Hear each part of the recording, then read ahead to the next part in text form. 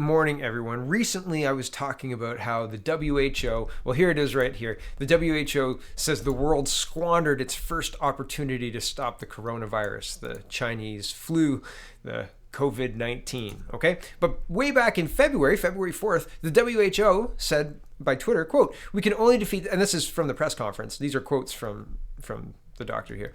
And quote, "We can only defeat this COVID-19 outbreak with global solidarity. And that starts with collective participation in global surveillance." Global surveillance? February 4th? Okay, so on February 4th, if you're listening to the WHO, global surveillance is the way to fight this, okay? And they say, "We reiterate our call to all countries not to impose restrictions that unnecessarily interfere with international travel and trade.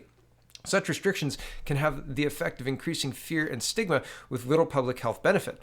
Okay, so on February 4th, that's where we're sitting. And yet, here's March 25th, the world squandered its first opportunity to stop the coronavirus. And I read this the other day. I'm not going to rehash this, but I want to show you what they're recommending now compared to February 4th. February 4th, we have to do surveillance, right? We have to find this and stamp out any contagions, right? This is when they were in the containment phase. And I think maybe they think that nobody's paying attention, but people are paying attention. I watch this stuff. This is news, right? And I mean, this is what I do. And this is what I do for fun, right? Like, I don't know, it's fun. But anyway, here it is, what they're recommending that people do now. While the first window may be closed in his opening remarks, Turdos outlined 6 steps the WHO still believes will help countries control the virus. 1, expand, train, and deploy their healthcare and public health workforce. 2, implement a system to find every suspected case at the community level. 3, ramp up production capacity and availability of testing. 4, identify, adapt, and keep facility countries will use to treat and isolate patients. So places where you can actually treat people and isolate people. Develop a clear process to quarantine contacts. Focus the whole of government on fighting COVID-19. The whole of government. This sounds more like communism. Anyway, back to this. More and more countries are implementing lockdown measures, said Dr. Maria Van Kerkhove. Sorry if I've got that wrong. Technical lead for WHO's COVID-19 program. Quote, "This is buying you a little bit of time, and that time needs to be used appropriately," she said. Okay, so here we need global surveillance. Here, lockdown's buying you a little bit of time, and we need time, and that time should be used appropriately to build up your healthcare and all sorts of other stuff. But isn't it interesting that we weren't told any of this on February 4th? It wasn't time for all hands on deck then. It wasn't time to start preparing then. It wasn't time to maybe stockpile our PPE equipment. No, because we sent PPE equipment to China on February, I think it was February 14th, but I could be mistaken about the date there. But if you don't have a plan to manage this pandemic in your country, helping another country is just empty virtue signaling. It's not being responsible with the taxpayers' trust in you, right? And you're spending the taxpayer dollars outside of the country. And I showed the other day, there's already hospitals who are limiting PPE to 1 mask per day for doctors or nurses and all sorts of stuff. So this is, I mean, for them to come out and say this, for them to say you squandered the first opportunity, they have a very short memory. It's very frustrating. And in response, I mean, are you ready for just straight up communism in BC? It seems weird. It seems really strange. Here is Global News reporting, BC takes unprecedented steps in response to the coronavirus pandemic. I'm just going to cover the important part here. Under the Emergencies Program Act, the province has put several new orders in place. A new unit is being established to coordinate the distribution of goods and services on the supply chain by land, air, marine, and rail. The resale of food, medical supplies, personal protective equipment, cleaning, and other essential supplies has been banned. Municipal bylaw officers will be able to enforce the provincial health orders on business closures and gatherings and make arrests or issue fines if needed. Wow, can you imagine being a bylaw officer right now? You've just been bestowed full police powers. Welcome to the force. Service. Back to the article. All local states of emergency specific to the COVID-19 pandemic have been suspended, except for the city of Vancouver. Many local governments, First Nations, and partners have stepped up to make sure they've prepared to protect their communities from the impacts of COVID-19, Fanworth said. Today's measures will make sure communities are taking necessary steps in coordination with the province to get ready should more action be required. So instead of having municipalities run their stuff, it has to be centrally coordinated from the province. Seems a step in the wrong direction. Back to this, and that's not just me saying this. The rest of the article talks about how the municipal mayors are upset about this, or the municipal leaders are upset about this. Earlier this week, back to the article, Prince Rupert Mayor Lee Bryan sent a letter to other mayors expressing his frustration with the provincial government taking powers away from municipalities. We have, quote, we have gotten first-hand information from the physicians on the ground who are sounding the alarm regarding the dysfunctional indecisiveness going on between the administration of the local health authorities and the urgent actions needed on the ground. Brian's letter reads, quote, each one of our communities have unique issues that will not fully be solved by overreaching provincial orders. You and I know that if we wait for Victoria to figure out on-the-ground issues, it will be too late and already is. Prince Rupert announced this week that anyone entering the community, including travelers from inside BC, must go into self-isolation for 14 days, with the exception of essential workers. In response, Farnworth told the Thursday news conference, quote, this is a pandemic and it's the chief provincial health officer's decision that should be followed. We've been clear that local government is a clear partner. The province has also allowed for the potential coordination of local public facilities such as community centers to help people self-isolate, test people for COVID-19, provide medical care, or store and distribute goods. So, I mean, wow, like from supply chain, the whole supply chain, to housing people and all sorts of stuff. I understand it's being said they're trying to do their best to solve these problems, but it seems like any government at any time, they never let a good crisis go to waste, right? Just inch a little bit more power. Okay. Here is the Some Heroes Don't Wear Capes story, and this guy is a former oh my goodness, hold on.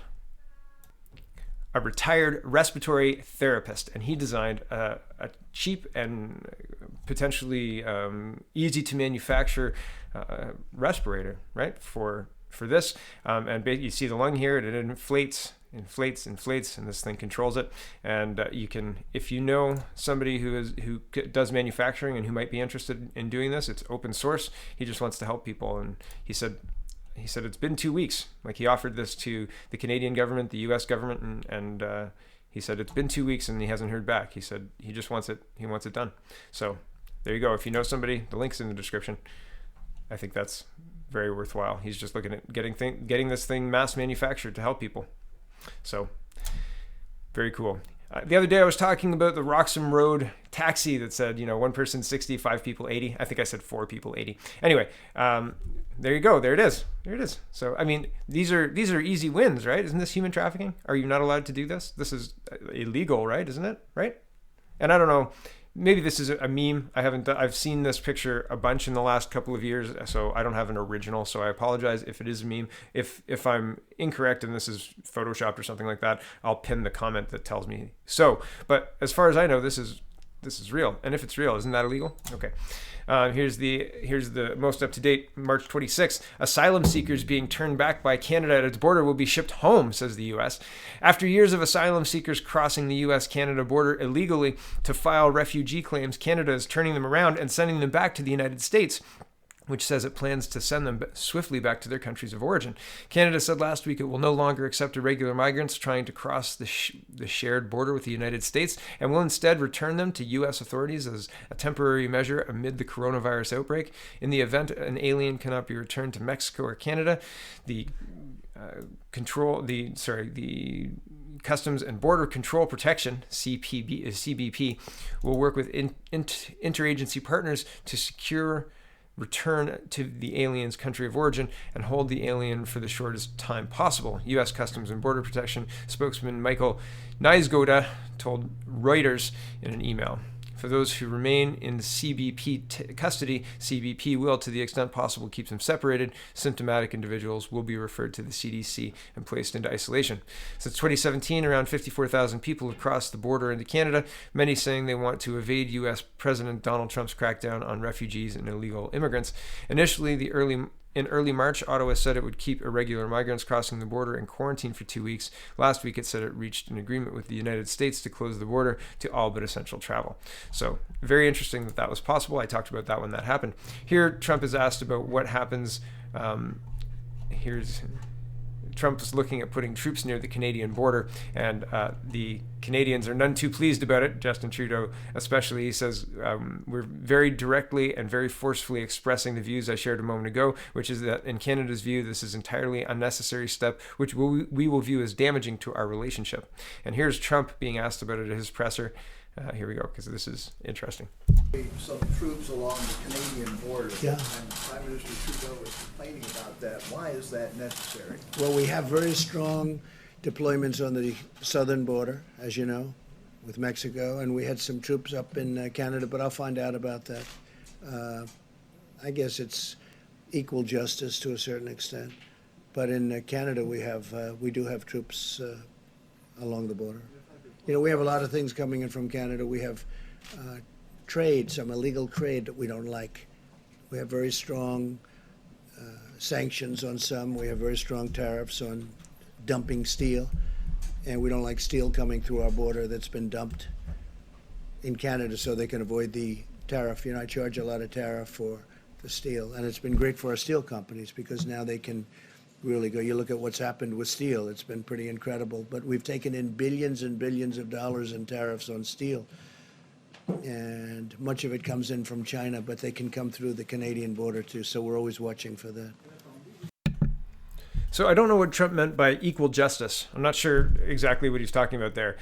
So I apologize about that. But getting the dumped Chinese steel through the Canadian supply chains, yeah, that happens. That's one of the reasons. If you know you're selling faulty steel and the United States is making warships out of it or something like that, you've got an advantage over your adversary or your potential adversary, right? So it's quite interesting. And now look what and Trump says, look what happens to steel, or look what's happened to steel. And a lot of manufacturing is returned to the United States through steel manufacturing, et cetera. And that's interesting too. Trump delivered on that promise, right? Moving on to coronavirus. Global News is reporting what took so long for quarantine Canada's arriving travelers. So they instituted the Quarantine Act, and so now all travelers are required to go directly home and isolate for 14 days. And Chrystia Freeland saying it's now mandatory, and went into effect first thing Thursday morning. So that's the other day. I've talked about that. And here is an update for the PPE. I reported yesterday that a bunch of hospitals were reporting limits and doctors having 1 mask per day, and et cetera. Here's 680 News updating that with questions from Ms. Haydu. Where's the PPE coming from? So this is PPE from China. Ms. Haydu says some from China, some from domestic. We're becoming very aware of the fragility of their supply chains, making progress, and we appreciate how hard manufacturers around the world are increasing production. Deputy Prime Minister Freeland on U.S. proposal from troops.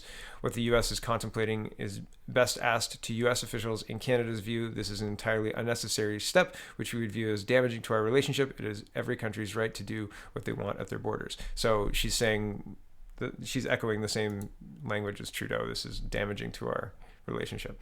Here is the new low for Alberta West Canadian Select oil. It hits US $6.50. The break even is $10, I believe. And thinking of $10 per barrel Canadian oil was kind of laughable in 2016. And now, oh man, or maybe not 2016. Yeah, I guess so, 2016. During the crash in 2008, maybe it got into spitting distance of, I think it was 18, and people were kind of like, ooh, that's pretty bad. $6.50. Like, that's really concerning. That's very concerning. And here's the last story for this morning. The Conservative leadership race is going on, and I mean, if Peter Mackay wins, it's going to be worse than Andrew Scheer, in my opinion. I mean, like, really. And the whole party, I mean, it's not like if you had, so somebody was saying, please, or begging Mr. Polyev to take a stab at the leadership, like don't abandon Canada and all sorts of stuff. And somebody asked my opinion on it, and I said, well, what's the point? It's not like he'd be able to do anything in the party anyway. He'd be told what he has to do.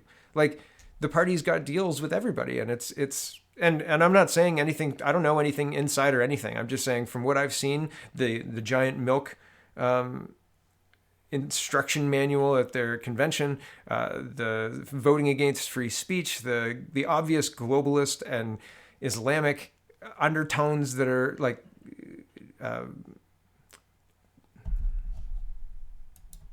Islamic extremist undertone connections, right? Like from that are being implied across the board. It's just, I mean, what's the point?